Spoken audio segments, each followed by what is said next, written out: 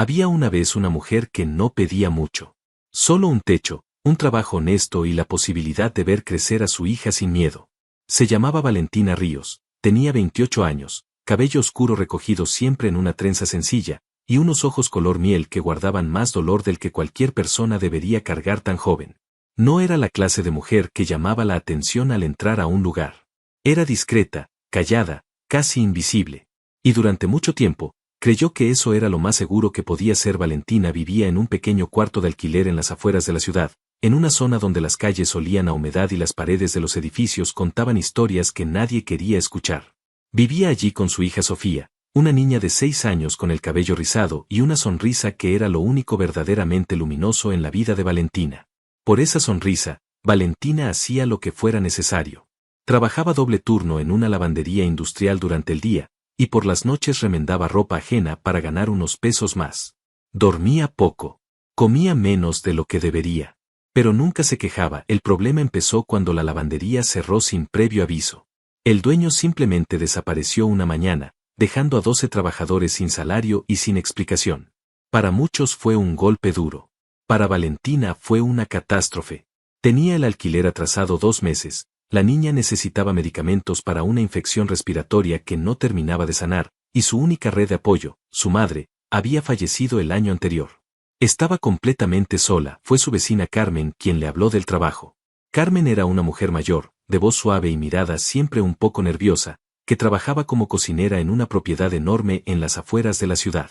Una mansión, dijo, rodeada de jardines y guardias. Valentina frunció el ceño. Carmen bajó la voz antes de continuar. El dueño era Emilio Vega. Y ese nombre, aunque Valentina nunca lo hubiera pronunciado en voz alta, lo había escuchado suficientes veces como para saber exactamente lo que significaba. Emilio Vega era el hombre más temido de la región. No era un criminal de esquina ni un delincuente común. Era el tipo de hombre cuya presencia hacía cambiar el tono de las conversaciones, cuyo nombre hacía que los policías miraran hacia otro lado y cuyas decisiones movían dinero, territorios y voluntades sin que nadie lo cuestionara jamás. Tenía 42 años, según se decía, aunque parecía mayor por el peso que cargaba en los hombros. Era alto, de mandíbula firme, con cicatrices pequeñas en las manos que contaban historias que él jamás relataba. La gente lo llamaba el Señor. No por respeto.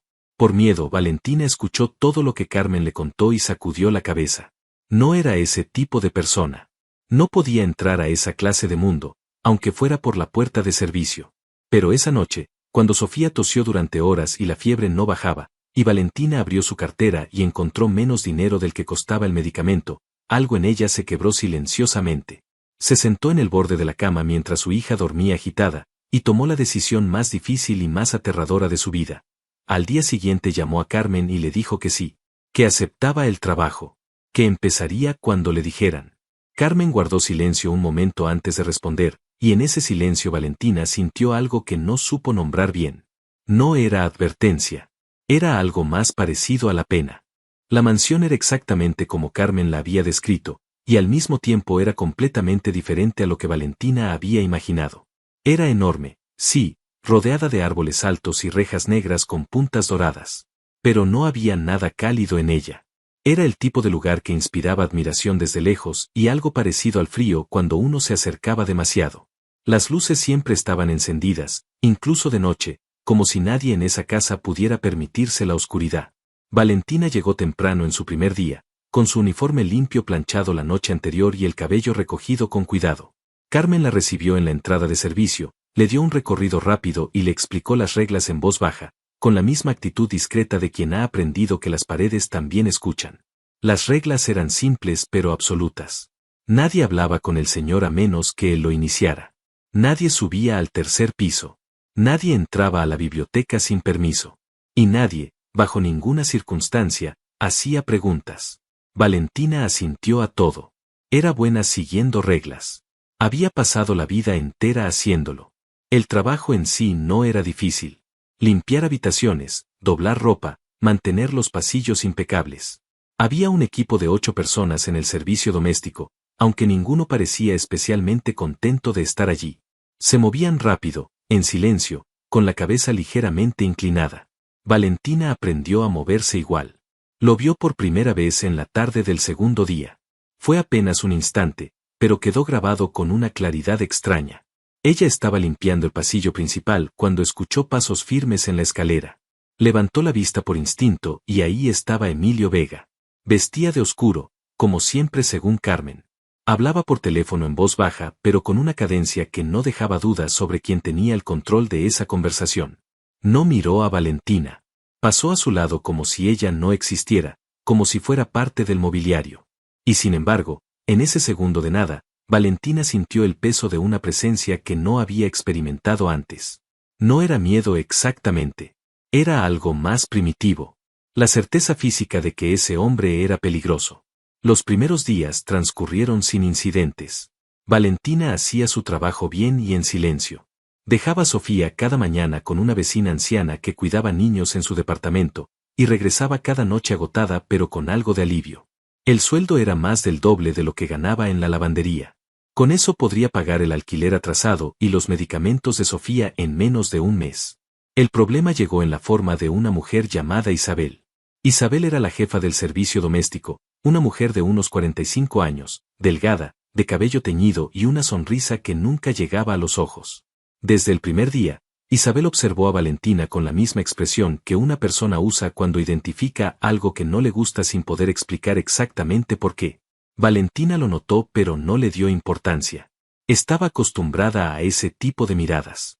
Pero al final de la primera semana, Isabel la llamó aparte y le dijo, con una calma que resultaba más intimidante que los gritos, que había notado que un reloj pequeño de plata que decoraba la mesa del corredor ya no estaba en su lugar. Lo dijo mirando a Valentina directo a los ojos, sin acusarla formalmente, pero con una claridad que no necesitaba palabras adicionales. Valentina sintió el suelo moverse bajo sus pies. Ella no había tocado ningún reloj. Ella no había tocado nada que no fuera su trabajo. Pero en esa casa, la palabra de Isabel valía más que la suya. Y ambas lo sabían. El reloj apareció 2 días después. Estaba debajo de una pequeña mesa en uno de los pasillos laterales, como si hubiera caído por accidente o hubiera sido colocado allí a propósito. Valentina fue quien lo encontró, lo limpió y lo devolvió a su lugar sin decir nada a nadie, porque en esa casa había aprendido que el silencio era siempre la opción más segura. Pero Isabel ya había hablado. Ya había plantado la semilla. Valentina lo supo por la forma en que los demás empleados comenzaron a tratarla. Antes eran distantes pero cordiales. Después del comentario de Isabel, eran simplemente distantes. Nadie le hablaba durante el almuerzo. Nadie la esperaba para bajar juntas al área de servicio. Era una exclusión tan delicada y tan deliberada que dolía de una manera que era difícil de nombrar. No era violencia. Era invisibilidad, pero del tipo cruel, del tipo que te hace sentir que no perteneces aunque estés físicamente presente. Y sin embargo, Valentina seguía yendo. Seguía llegando temprano, trabajando bien y regresando a casa cada noche para ver a Sofía. La niña estaba mejorando. La fiebre había bajado. El medicamento estaba funcionando. Eso era suficiente razón para aguantar cualquier cosa. Fue durante la tercera semana que ocurrió algo que cambió la dinámica de todo. Valentina estaba limpiando cerca de la biblioteca, esa habitación prohibida a la que nadie entraba sin permiso, cuando escuchó voces adentro. No quería escuchar. Se alejó de la puerta. Pero entonces escuchó un sonido diferente, uno que reconoció de inmediato porque lo había escuchado muchas veces con Sofía. Era el llanto de un niño. Se detuvo. Esperó. El llanto continuó, sofocado, como si el niño intentara no hacer ruido pero no pudiera evitarlo. Valentina miró hacia ambos lados del pasillo. No había nadie. Dudó un momento. Luego, contra todas las reglas de esa casa, puso la mano en el pomo de la puerta y la abrió despacio. Dentro de la biblioteca, sentado en el suelo detrás de un sillón enorme, había un niño de unos 7 u 8 años. Tenía el cabello oscuro, los ojos del mismo color que Emilio Vega, y una expresión en el rostro que Valentina reconoció con un dolor silencioso. Era la expresión de un niño que ha aprendido a llorar solo. Levantó la vista cuando la escuchó entrar y de inmediato intentó secarse las lágrimas con el dorso de la mano, como si lo hubieran entrenado para no mostrar debilidad. Valentina no habló de inmediato. Se acercó despacio, se arrodilló a su altura y esperó. El niño la miró con desconfianza, pero también con algo más, con esa necesidad que los niños no saben esconder aunque lo intenten. Después de un momento, Valentina preguntó en voz muy baja si estaba bien. El niño tardó en responder. Luego dijo que sí, que solo se había golpeado la rodilla. Era obvio que era mentira. Era obvio que llevaba mucho tiempo llorando y que no tenía que ver con ningún golpe. Valentina no lo presionó. Sacó un pequeño pañuelo de su bolsillo, del tipo que siempre cargaba porque Sofía todavía tenía el hábito de necesitarlos en los momentos menos esperados, y se lo ofreció sin decir nada. El niño lo tomó. Lo usó. Luego lo dobló con cuidado y lo guardó, como si fuera un objeto valioso. Valentina se levantó y estaba a punto de retirarse cuando escuchó los pasos. Pasos que conocía ya. Firmes, seguros, inconfundibles. Se dio vuelta y encontró a Emilio Vega en el umbral de la puerta, mirándola con una expresión que era imposible de leer completamente. Había algo en sus ojos, no exactamente enojo, pero sí algo frío y evaluador que hizo que el corazón de Valentina se acelerara. Él miró al niño. Luego la miró a ella. Y no dijo nada. El niño se llamaba Mateo. Valentina lo supo por Carmen esa misma tarde, cuando le preguntó con cuidado y en voz muy baja mientras pelaban verduras en la cocina. Carmen dejó el cuchillo por un momento antes de responder. Mateo era el hijo de Emilio Vega. Tenía 8 años. Y su madre había muerto hacía 2, en un accidente del que nadie hablaba abiertamente pero que todos en esa casa conocían de alguna manera. Carmen dijo poco más. Pero lo poco que dijo fue suficiente para que Valentina entendiera por qué ese niño lloraba solo detrás de un sillón en una biblioteca a la que nadie debía entrar. Mateo vivía en esa mansión enorme con un padre que lo amaba a su manera, pero que no sabía cómo demostrarlo. Emilio Vega era el tipo de hombre que construía muros tan altos para protegerse que terminaban también encerrando a quienes más quería. Mateo tenía tutores, ropa, todo lo material que pudiera necesitar. Pero tenía los ojos de un niño que extrañaba algo que el dinero no podía comprar. Valentina pensó en Sofía esa noche mientras la arropaba.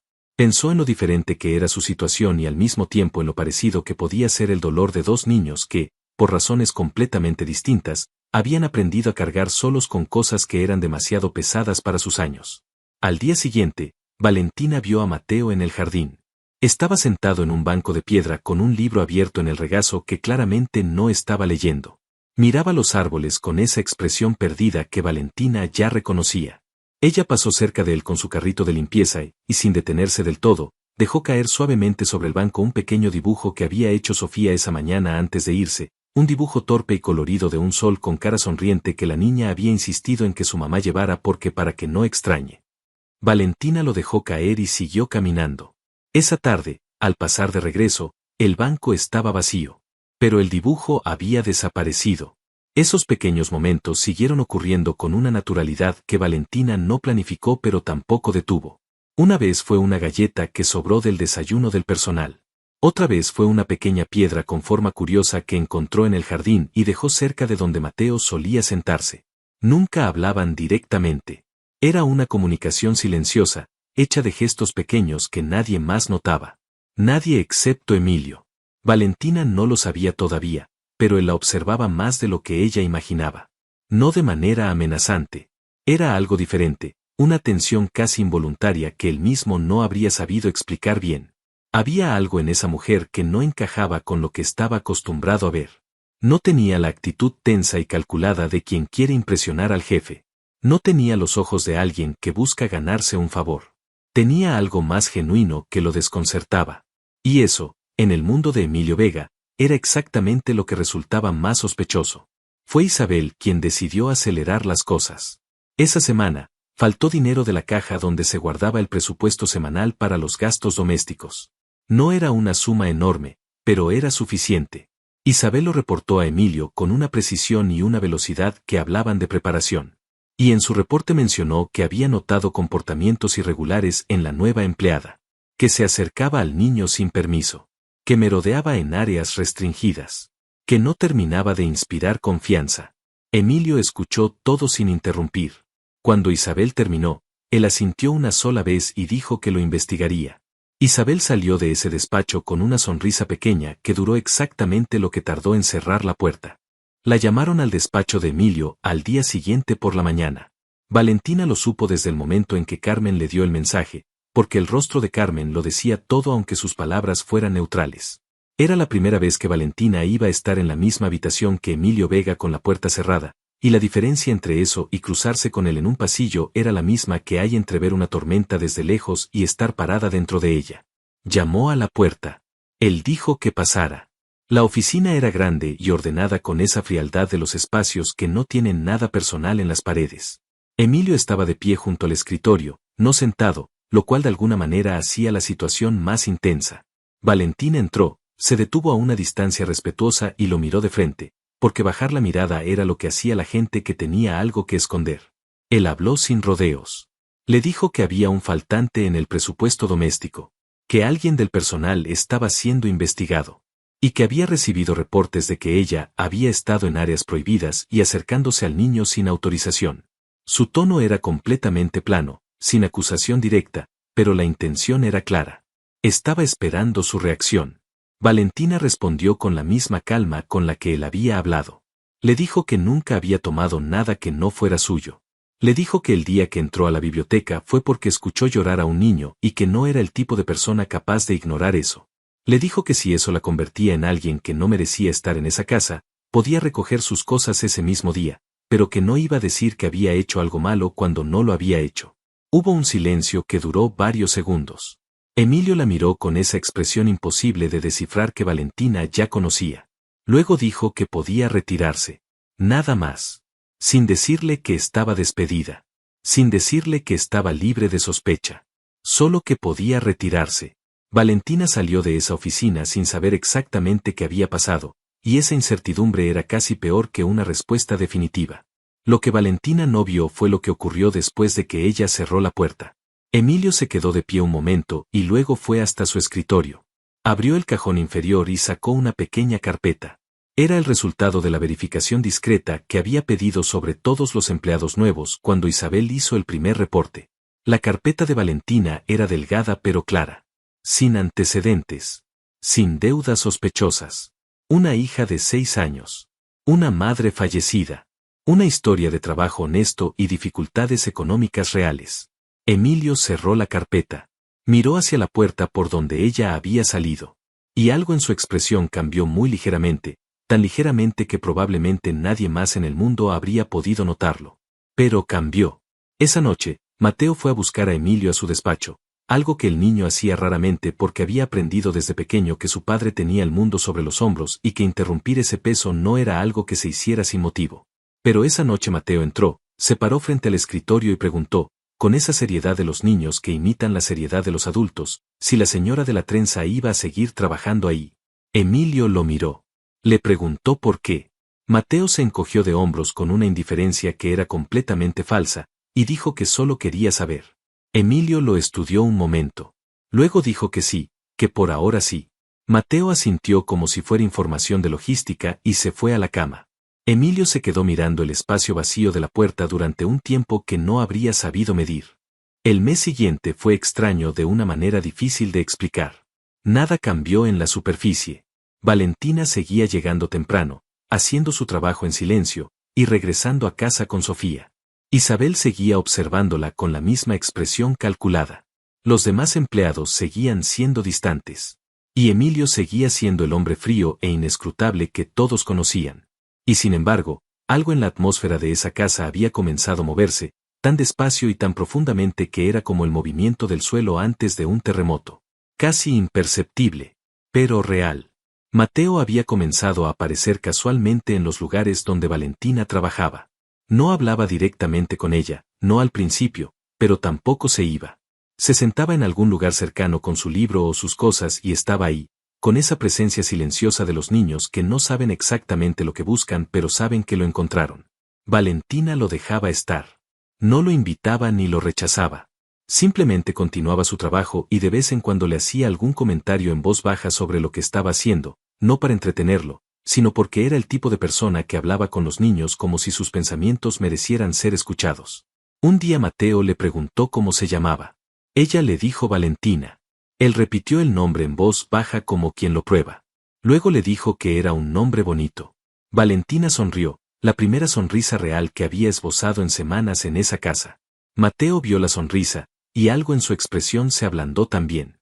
Esos momentos pequeños empezaron a acumularse. Mateo le contó que su maestra de matemáticas era muy aburrida.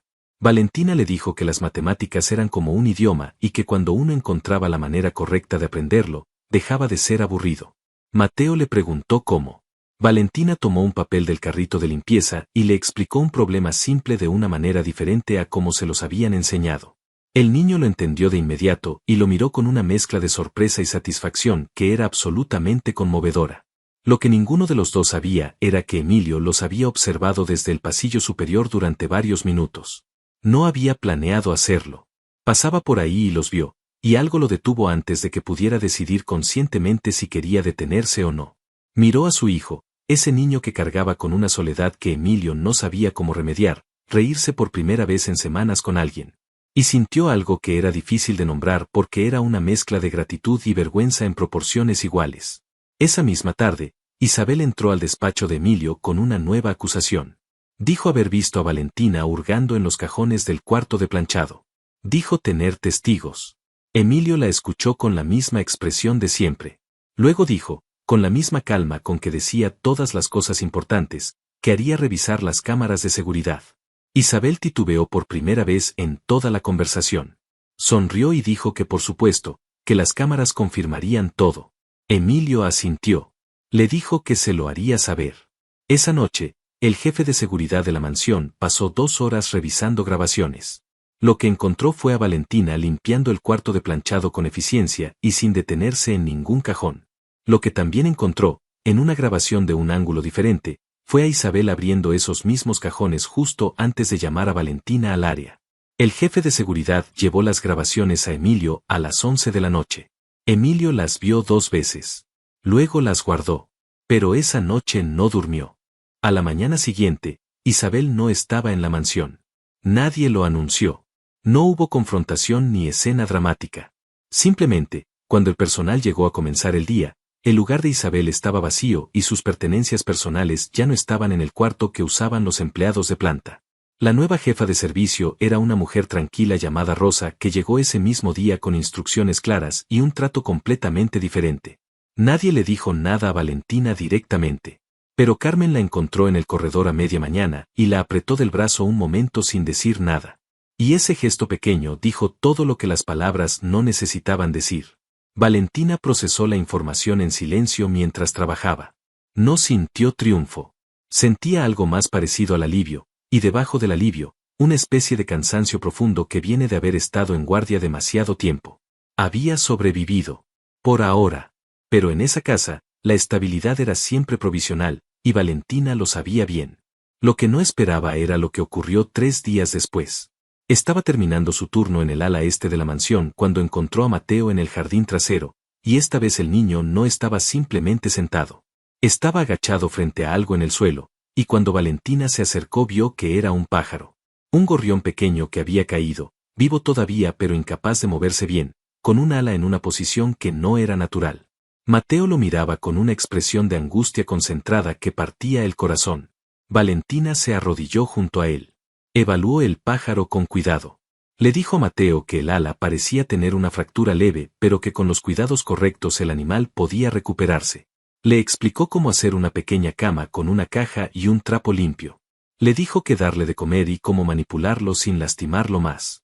Mateo escuchó cada palabra con una atención total, como si fuera la información más importante que había recibido en su vida. Luego le preguntó cómo sabía todo eso. Valentina sonrió y le dijo que cuando uno tiene una hija curiosa, aprende muchas cosas que no tenía planeado aprender. Mateo le preguntó cómo se llamaba su hija. Valentina dudó un segundo. En esa casa, lo personal era siempre terreno delicado. Pero la manera en que Mateo preguntó, con esa mezcla de timidez y genuino interés, hizo que la respuesta saliera sola. Sofía, dijo, tiene 6 años. Mateo asintió pensativo. Dijo que él nunca había tenido un hermano o una hermana. Lo dijo sin dramatismo, como un dato objetivo, pero en esa objetividad había una tristeza quieta que era mucho más poderosa que cualquier queja. Valentina no respondió de inmediato. Miró al niño, luego al pájaro pequeño que Mateo sostenía con un cuidado extraordinario para sus manos de 8 años, y sintió que algo en su pecho se apretaba de una manera que ya no tenía que ver solamente con compasión. No lo escucharon llegar. Emilio apareció en el jardín con la misma presencia silenciosa que tenía siempre, y se detuvo a unos metros de ellos. Valentina se puso de pie de inmediato. Pero Emilio no la miró a ella primero. Miró a Mateo.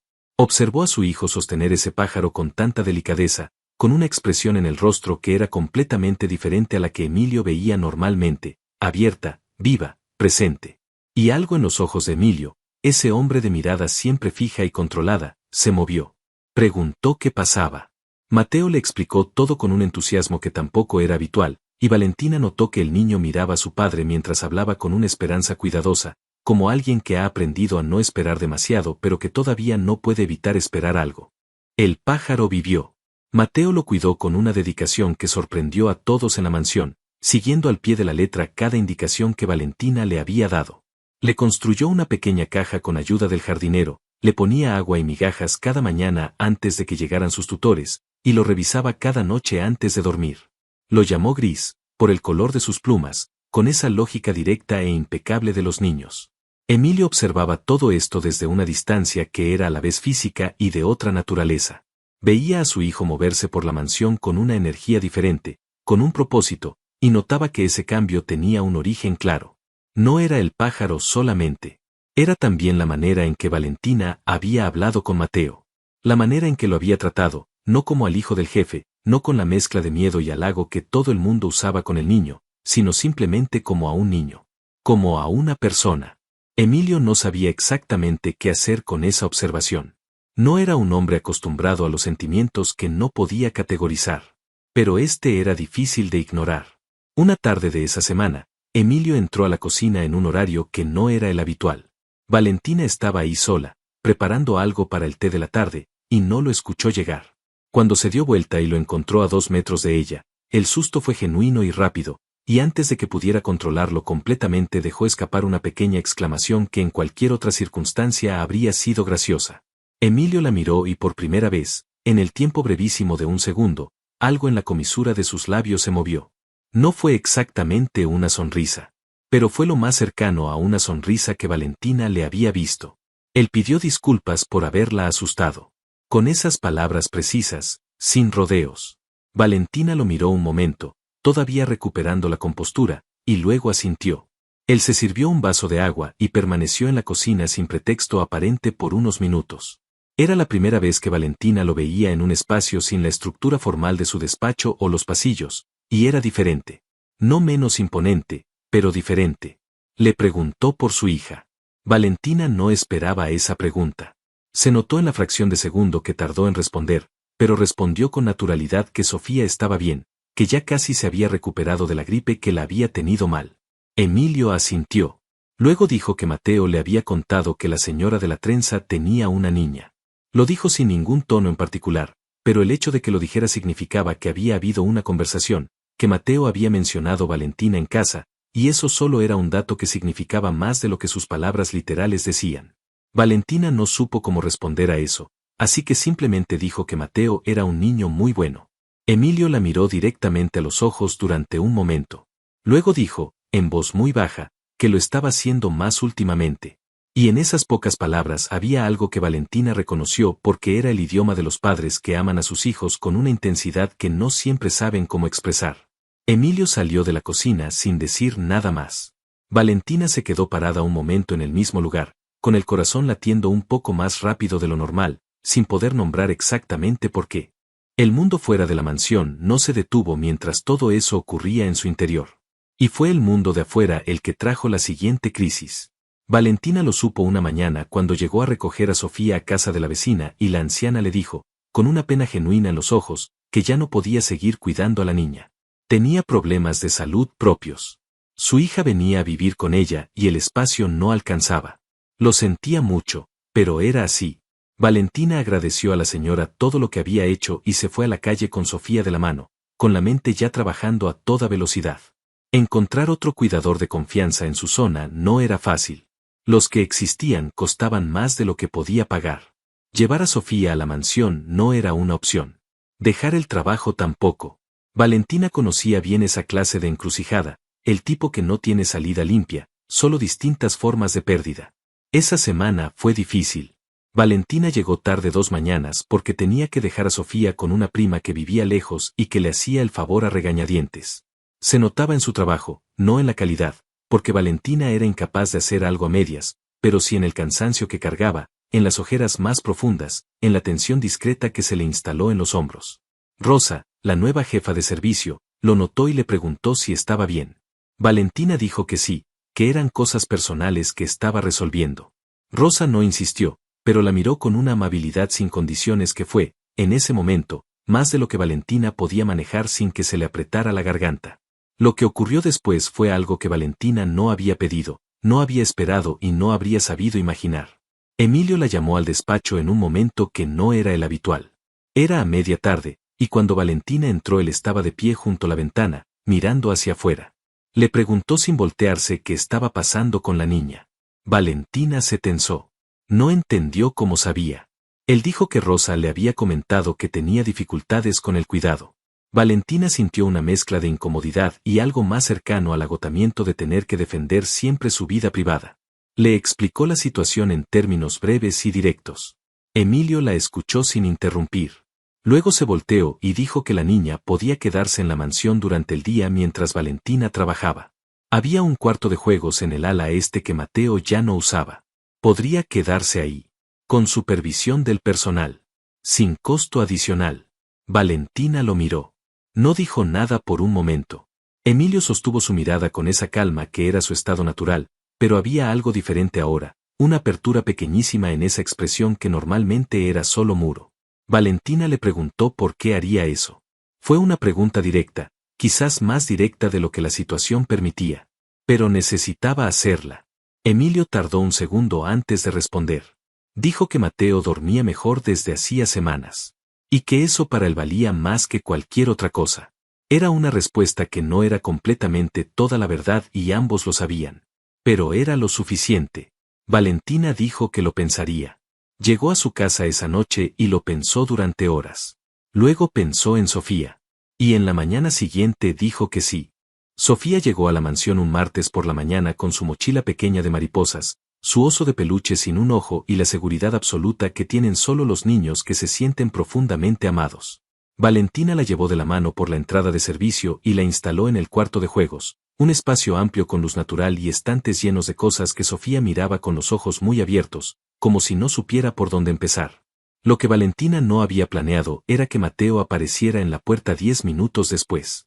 Lo hizo con esa mezcla de indiferencia calculada y curiosidad genuina que tienen los niños mayores cuando quieren acercarse a algo sin admitir que quieren hacerlo. Miró a Sofía desde el umbral. Sofía lo miró de vuelta sin ninguna de las reservas que los adultos desarrollan con el tiempo. Luego le preguntó, directamente y sin preámbulo, si sabía construir castillos con bloques, porque ella tenía un plan muy específico y le faltaban manos. Mateo entró a la habitación como si hubiera estado pensando hacerlo desde siempre. Lo que siguió en los días y semanas posteriores fue algo que nadie en esa mansión habría podido predecir. Mateo y Sofía se convirtieron en compañía mutua con esa facilidad extraordinaria que tienen los niños cuando encuentran a alguien que simplemente encaja. Mateo le enseñaba cosas con paciencia de hermano mayor. Sofía lo arrastraba a juegos que él consideraba demasiado infantiles pero a los que igual jugaba. Y en esa dinámica simple, Mateo fue recuperando algo que Valentina había visto que le faltaba. Una ligereza. Una presencia completa en el momento. Emilio lo veía. Lo veía y no decía nada, pero la manera en que miraba a su hijo cuando Mateo reía con Sofía era diferente a cualquier expresión que Valentina le hubiera visto antes. Era el rostro de un hombre que está recuperando algo que había creído definitivamente perdido.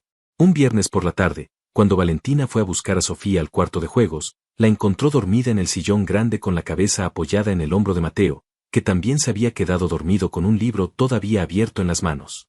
Se detuvieron en el umbral, Valentina y Emilio, que había llegado en ese mismo momento desde el pasillo opuesto. Los dos adultos miraron a los dos niños dormidos y ninguno habló. Fue un silencio completamente diferente a todos los silencios que habían compartido antes. No había evaluación en él. No había distancia.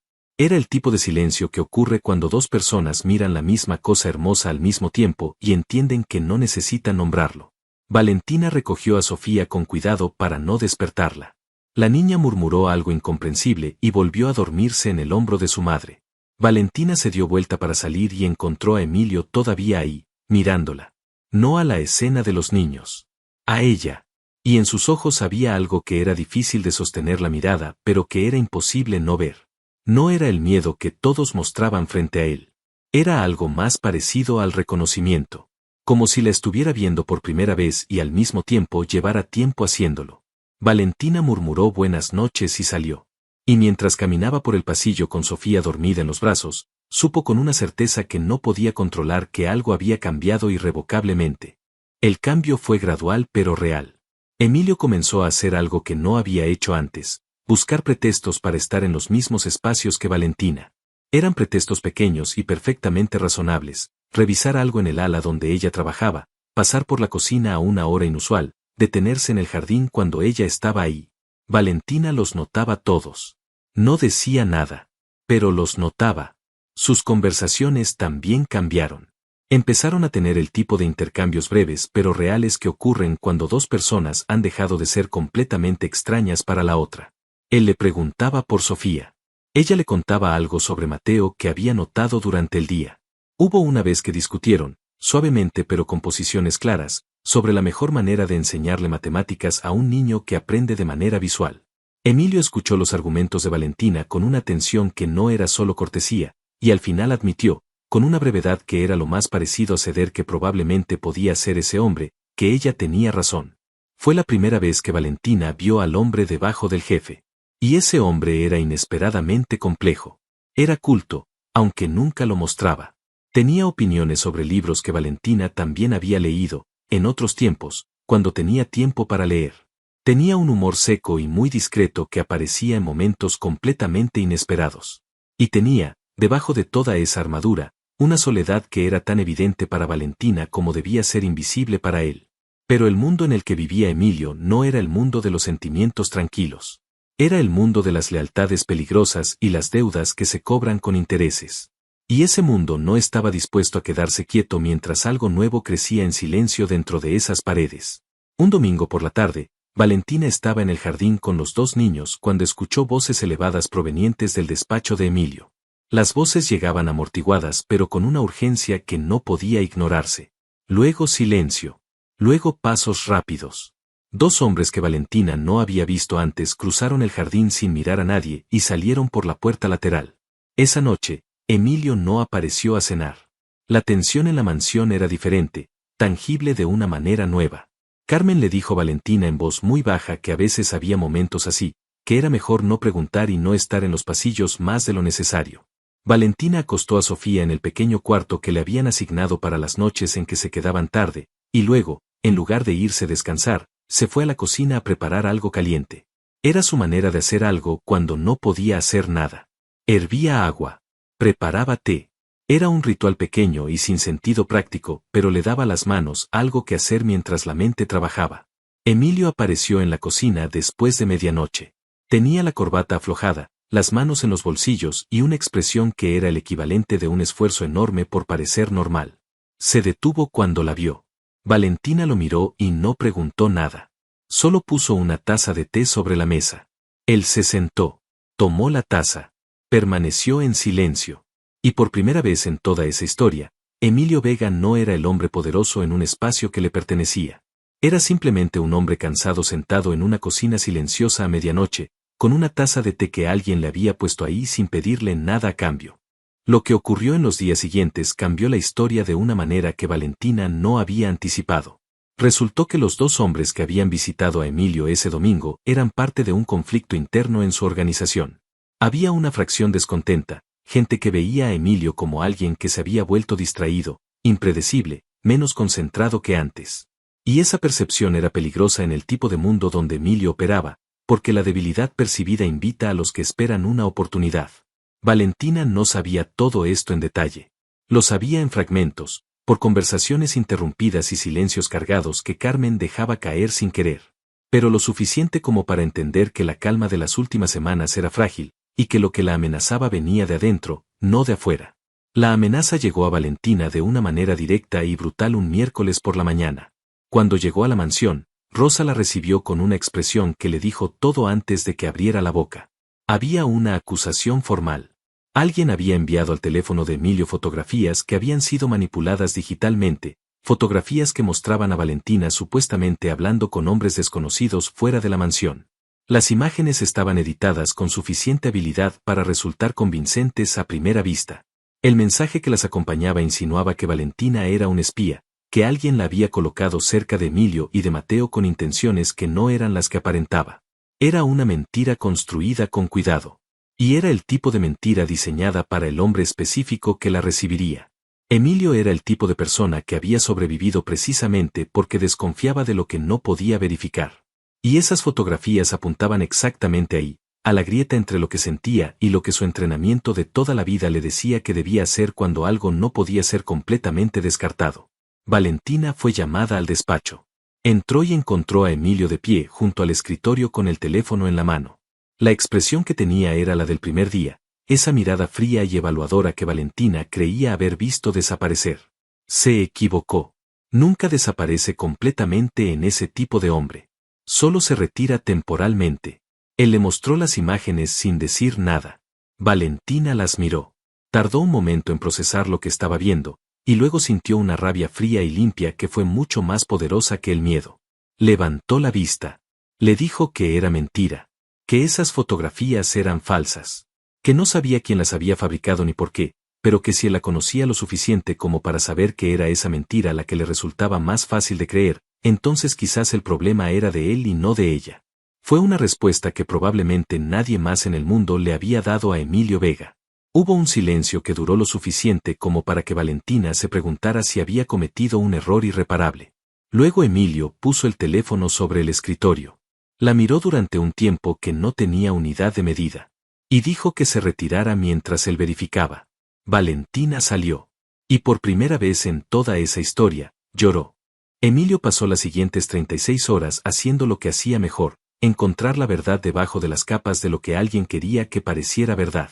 Tenía recursos que la mayoría de la gente no puede imaginar y una metodología que había perfeccionado durante años.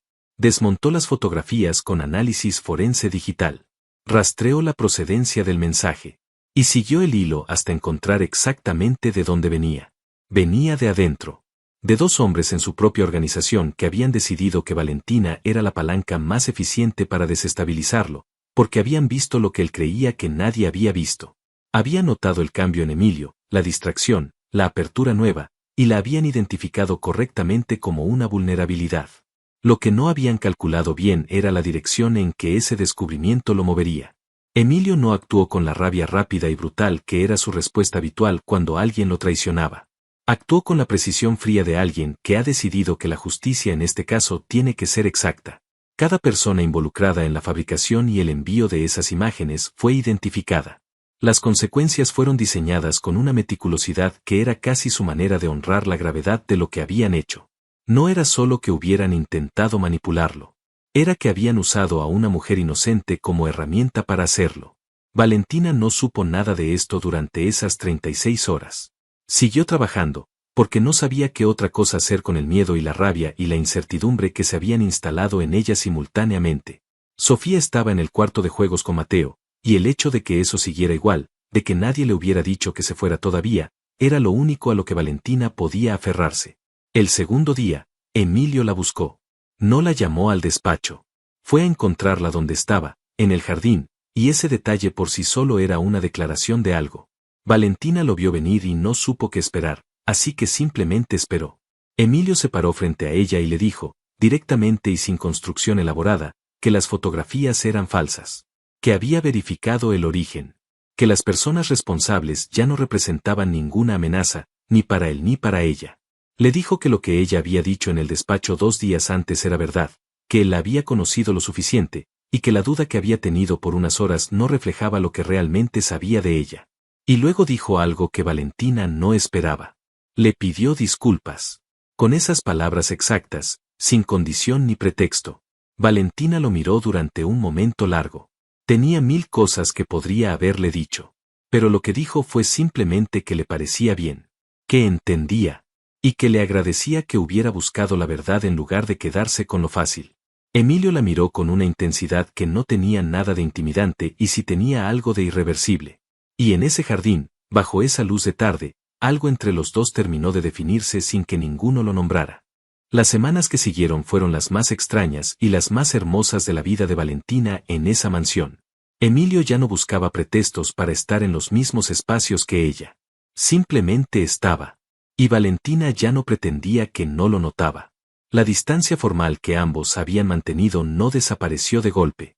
Se fue reduciendo de manera orgánica, como cuando el hielo cede no por una fuerza aplicada sino simplemente porque la temperatura ha cambiado. Mateo y Sofía eran la coartada perfecta de todo. Bajo el pretexto de hablar de los niños, Emilio y Valentina hablaban de todo lo demás. De libros. Del mundo. De la infancia de cada uno. Valentina supo que Emilio había crecido en la pobreza, que había llegado donde estaba por un camino que no era el que habría elegido si hubiera tenido más opciones, y que cargaba con ese peso de una manera que no era arrepentimiento exactamente pero tampoco era paz. Emilio supo que Valentina había estudiado 2 años de pedagogía antes de que la muerte de su madre y las circunstancias le hicieran soltar ese sueño. Lo dijo sin dramatismo. Pero Emilio lo escuchó con una atención que iba mucho más allá de la conversación. Una tarde, Emilio le dijo que había una escuela en la ciudad que ofrecía programas para que adultos completaran estudios interrumpidos. Lo dijo mientras miraba hacia otra parte, con esa lateralidad que usan los hombres que no saben cómo ofrecer algo sin parecer que están ofreciendo algo. Valentina entendió exactamente lo que estaba haciendo y sintió algo cálido y complicado al mismo tiempo. Le dijo que lo tendría en cuenta. Él asintió. Ninguno de los dos mencionó el tema de quién financiaría eso, pero el silencio sobre ese punto tenía su propio significado. El mundo exterior seguía existiendo, con sus demandas y sus complicaciones. Pero dentro de esa mansión, había algo que crecía con una lentitud y una solidez que era completamente diferente a cualquier cosa que cualquiera de los dos había experimentado antes. No era un romance de novela.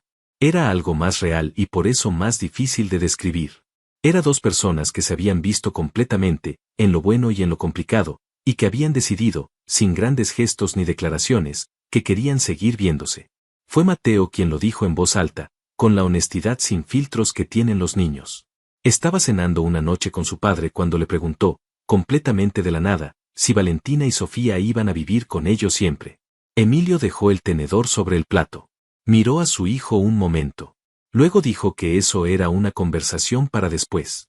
Mateo lo miró con esa expresión de los niños que saben perfectamente que la respuesta real no es para después, sino probablemente sí, pero los adultos necesitan más tiempo. Y volvió a su cena con la satisfacción tranquila de quien ha plantado una semilla en el lugar correcto. Emilio no durmió bien esa noche. Pero no fue por angustia. Fue por algo diferente, más parecido a la anticipación de alguien que lleva mucho tiempo siendo solo una cosa y que empieza a vislumbrar la posibilidad de ser también otra. La historia de Valentina y Emilio no terminó con un gran gesto ni con una declaración dramática. Terminó, o mejor dicho, comenzó de verdad, de una manera mucho más parecida a la vida real. Con una conversación. Con una decisión. Con 2 personas que se miraron a los ojos un día cualquiera y eligieron lo mismo sin necesidad de palabras adicionales. Valentina nunca olvidó el día exacto. Era una mañana de jueves, ordinaria en todos los sentidos. Sofía y Mateo estaban en el jardín persiguiendo mariposas con una red que Mateo había construido con un palo y una media vieja. Valentina los miraba desde la terraza cuando sintió que Emilio se paró a su lado. No lo vio llegar. Lo sintió, la misma presencia que siempre, pero diferente ahora, menos como una advertencia y más como algo que se reconoce como propio. Él no habló de inmediato. Los dos miraron a los niños un momento. Luego Emilio dijo que quería pedirle algo. Valentina lo miró. Él dijo que quería que Sofía fuera a la escuela con Mateo el año siguiente, que tenían una buena institución a la que él ya había enviado papeles para una beca, y que también quería que Valentina retomara sus estudios, que había hablado con la escuela de pedagogía de la ciudad y que había un lugar disponible para el siguiente semestre, que todos los gastos ya estaban resueltos. Lo dijo todo de corrido, sin pausa, como quien ha ensayado el discurso y necesita terminarlo antes de que el valor se acabe. Valentina lo miró durante un tiempo largo. Luego dijo que eso era demasiado, que no podía aceptar todo eso así. Emilio la miró directamente y dijo que entendía que para ella aceptar era difícil porque había aprendido que recibir de los demás casi siempre tenía un costo, pero que lo que él le estaba ofreciendo no tenía precio ni deuda ni condición, que era simplemente lo que quería hacer. Y luego, en voz más baja, dijo que quería que ella se quedara. No como empleada. como la persona que era para Mateo y para él. Valentina no respondió de inmediato. El silencio que siguió no fue incómodo. Era el tipo de silencio que necesitan las cosas importantes para asentarse. Luego miró hacia el jardín donde Sofía se había caído sobre el pasto y reía mientras Mateo la ayudaba a levantarse, y sintió que algo en su pecho que había estado apretado durante años se soltaba de golpe. Dijo que sí. No con drama. Con la misma simpleza con la que se dicen las cosas que son verdad. Emilio no respondió con palabras. Puso una mano sobre la de ella, sobre la baranda de la terraza, y ambos siguieron mirando a los niños en el jardín. Sofía volvió a reírse de algo que Mateo había dicho. Mateo sonrió con esa sonrisa nueva que tenía, la que no existía antes de que ellas llegaran a su vida. Esa casa, que había sido durante años un lugar de poder frío y silencio tenso, empezó a sonar diferente. No fue un cambio dramático. Fue gradual, como todas las cosas reales. Pero fue definitivo. Valentina pensó algunas veces, en los meses siguientes, en la noche en que se sentó en el borde de la cama de Sofía con la cartera vacía y tomó la decisión más aterradora de su vida. Pensó en lo imposible que habría parecido entonces que esa decisión la trajera aquí, a este jardín, a esta familia improbable, a esta vida que no había planeado y que era, precisamente por eso, completamente suya. Y la lección que quedó, no como moraleja al final de una historia sino como algo vivido en cada parte de ella, era simple: el mundo elige a quien humillar muchas veces sin razón. Pero la dignidad, la bondad genuina y la valentía de seguir siendo quien uno es a pesar de todo, esas cosas nunca pasan desapercibidas para siempre. Tarde o temprano, alguien las ve. Y cuando el que las ve es la persona correcta, todo cambia. Para Valentina, ese alguien fue un hombre que el mundo temía y que ella, sin buscarlo, fue la única persona capaz de ver más allá.